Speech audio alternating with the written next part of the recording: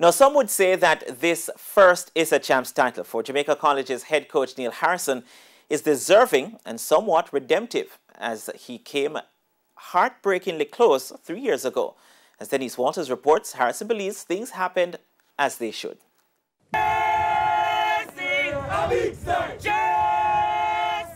Jamaica College ended their 10-year drought to win their 22nd boys title under the guidance of coach Neil Harrison. The well-rounded Harrison, who was winning his first Champs title, likened his feelings to winning his first Da Costa Cup title with Clarendon College in 1991. Words cannot explain. Right now I'm ecstatic. I remember winning the Da Costa Cup in 1991 at Clarendon College, and I remember saying that by nature I'm 5'11", and now I feel like 11 feet 5 inches, and it is the same kind of feeling right now. I'm very elated. It has been a long road, a hard road, but we have worked hard, we have committed ourselves to the task, and to God be the glory. Jamaica College were the pre-champs favourite, and for Harrison, that's never an easy task. We came in as the favourite, and when you're the favourite, you have a big responsibility. And the championship was never easy. We got some good challenge from our opposition, Kingston College, Calabar, the other schools. Harrison, who had coaching stints at Monroe and Kingston College, knows all too well the feeling of losing while holding the tag of overwhelming favourite.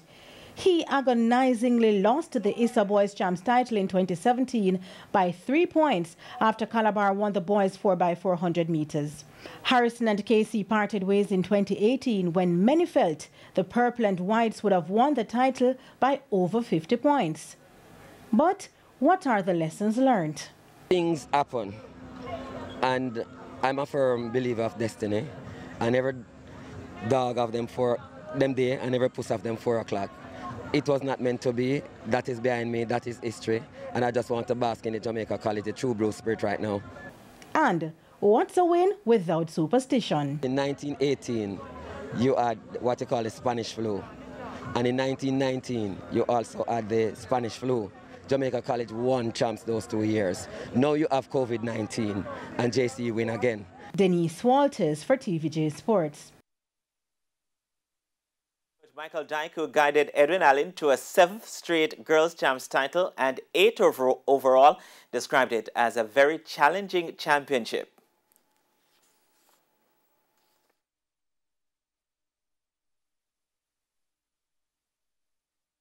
It was very difficult to keep them motivated because, especially after those first 3 meets in January, and then there was a stop, you know, some of them sort of lost that sort of interest, and it was challenging to motivate them to continue to train as, you know, the way we want them to.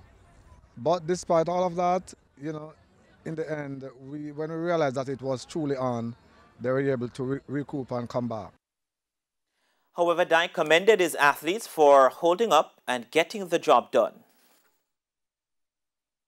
Well, I'm very pleased, and as I said, it was a very difficult situation in terms of staging the championship in this pandemic. But, you know, I must really commend the organizers and ISSA and the government for allowing this championship to go on. I am very happy to know that despite the pandemic championship, we become the winners once again. Meanwhile, Champs organizers have been hailed for successfully staging the highly anticipated event in a pandemic. But as we hear from Karen MADDEN, preparing in a pandemic was a balancing act for coaches and athletes. After watching in despair as Champs 2020 was cancelled due to COVID-19, student athletes and their coaches were on pins and needles hoping for the 2021 edition. But they had to prepare while balancing COVID-19 protocols and ensuring they stayed safe. Fearful parents fretted daily about whether their children would be safe as they left home for the training grounds, as coaches tried to keep athletes fit, even without being sure Champs 2021 would even be held. Michael Dyke is head coach of the Edwin Allen team, winners of the Girls' Champs crown. It was very difficult to get to convince some of the parents. And up to this point, there are some of our athletes who are not here. They did not get a chance to attend training because of fear of their parents. A few actually came and went back home. Boys champion Jamaica College went the extra mile by establishing a bubble on campus.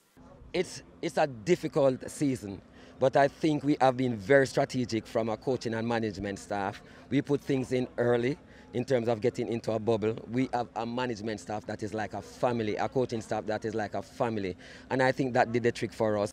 And the two of the athletes spoke about how they coped. I just do my daily routine then. I just eat right, condition my mind, wear my mask, sanitize, go to training every day, and just put in the work. So I cope during this pandemic. We started training about in January, then we stopped because we weren't given permission to train. So we started about when we heard the Monday, when we heard that Central Champs was keeping. So we had to train very hard. The 5-day championship, which ended on Saturday, was held under strict COVID-19 protocols, with Edwin Allen retaining the girls' champs crown, while Jamaica College won the boys' champs title. Karen Madden, TVJ Sports.